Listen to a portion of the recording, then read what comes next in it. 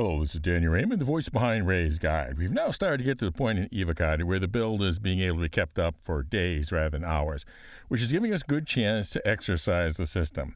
And I'm beginning to get clues behind the scenes of how the new Hangar system works, because you can often tell a lot about how a system works by how it breaks. And I've been seeing it break a lot. And one of my conclusions is that even if they get everything working perfectly from a technical standpoint, you won't be really working well from a gameplay standpoint until something is changed by a team that you don't normally associate with this kind of system. But since I know that not everyone knows the basics about hangars in 3.24, I should review them. Your personal persistent hangar exists only in your home city and is sized based upon your largest ship. So even though I might be only interested in flying my Cutter, Rambler, or Hull A today, my personal persistent hangar is large because I also own a Hercules C2. Every place else uses an instanced hangar that is based on the size of the ship one arrives in. For example, if I arrive in a small ship and then in the lobby retrieve a medium or large ship, I might have two instanced hangars at that location, even if I've stored the small ship. I'm not sure if this is a bug or not. Now, these hangars, and this includes both the persistent and temporary instance hangars, exist in what a science fiction writer would call a pocket universe. When working properly, when you take the elevator to your hangar, the elevator moves your coordinates and it also shifts you from the common universe to the pocket universe for your hangar. Or at least it does if it works. If it doesn't work, you're staring at a big empty space where your hangar ought to be but isn't, and if there's a planetary gravity, you're starting to fall. Similarly, if you are at the hangar and call for the elevator moves to your hangar, but if it doesn't shift to your pocket universe, the doors open into emptiness. There's no in-game explanation for this because it is supposed to look like it is still one continuous reality and never becomes apparent until it doesn't work.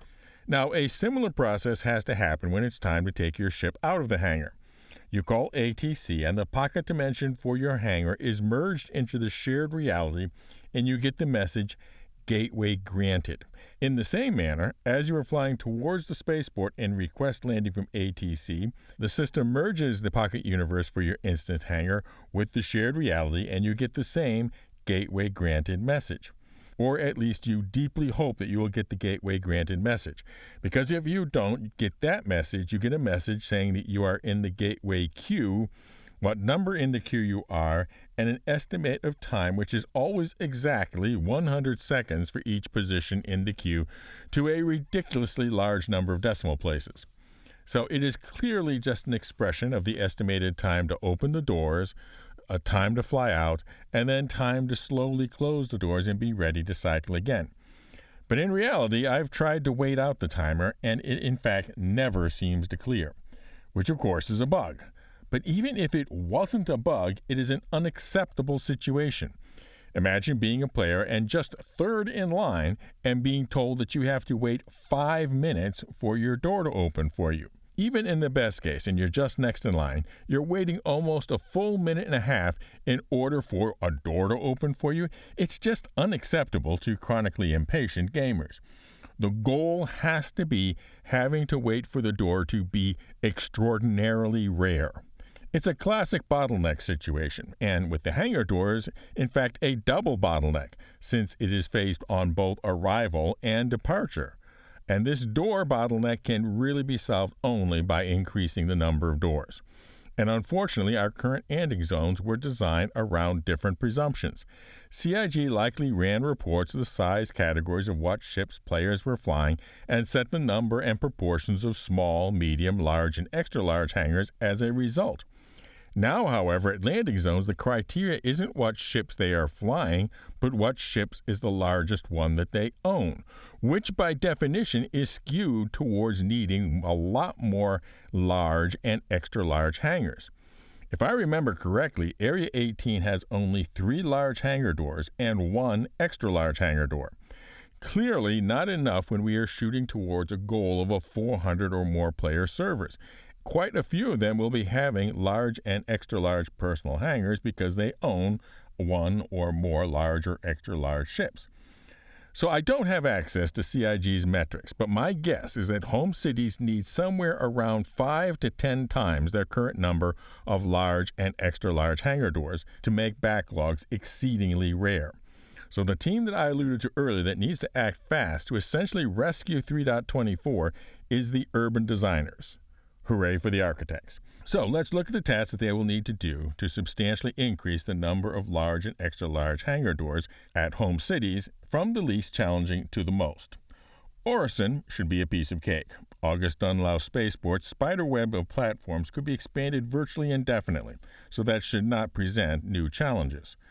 Only slightly more challenging will be New Babbage Interstellar Spaceport. Most of the large and extra-large hangars are on these pillar structures, and there's plenty of mountainside to spread out more of them, so mostly a matter of adjusting them to the terrain. With Area 18 Riker Memorial, we are dealing with a facility that is limited in the area that it can grow without a broader redesign. There are a number of hangars on the opposite side of the central highway that could be utilized, as well as a large area flat roof that can be utilized for additional hangar doors, in the same manner it was when hangars 7 and 8 were added, when there proved to be an insufficient number of large hangars in the past. Yes, those 2 hangars off the side were added after the initial design. Except that means now more could be added to that flat roof area and not break that now pattern. Which brings us to the one which presents a more involved situation, and that is Lorville, where Tiasa Spaceport, which is seriously landlocked by the rest of the city.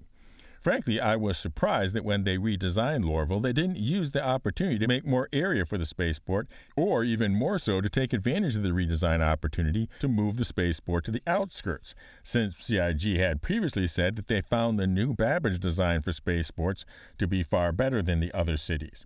But since initiating a full redesign of Lorville would be a bit much to ask for, I would actually suggest to build a spaceport annex on the outskirts of town where large and extra-large hangars, still serviced by the same lobby and such. It's not an unusual pattern of development for a city to have a smaller airport conveniently in for smaller flights and another near to the outskirts of the city to handle larger craft. So now for an update on our giveaways. To start with, we have our special membership level to cover costs of doing live coverage of CitizenCon with its own giveaway for a Hull C, the colossal cargo container carrying craft. And although I am still expecting to make the trip to Manchester and do live coverage, the giveaway will still occur even if unforeseen circumstances, the live coverage has to be done remotely. Plus, we have our regular Grow the Channel Ship giveaway for the Zippy Zazzy Zafty Zephyr, the Zeus 2 cargo, which we are just waiting on the subscriber goal for, as well as the marvelous multiplayer, multi-role mining meta, the Arasta. 1 entry per video, be a member for automatic entry with each video, or subscribe and comment somehow including the secret word. And the secret word for this video is the city that will present the biggest challenge for accommodating enough large and extra large hangars. Fly safe, keep it real, and I'll see you in the verse. This is Danny Raymond for Ray's Guide.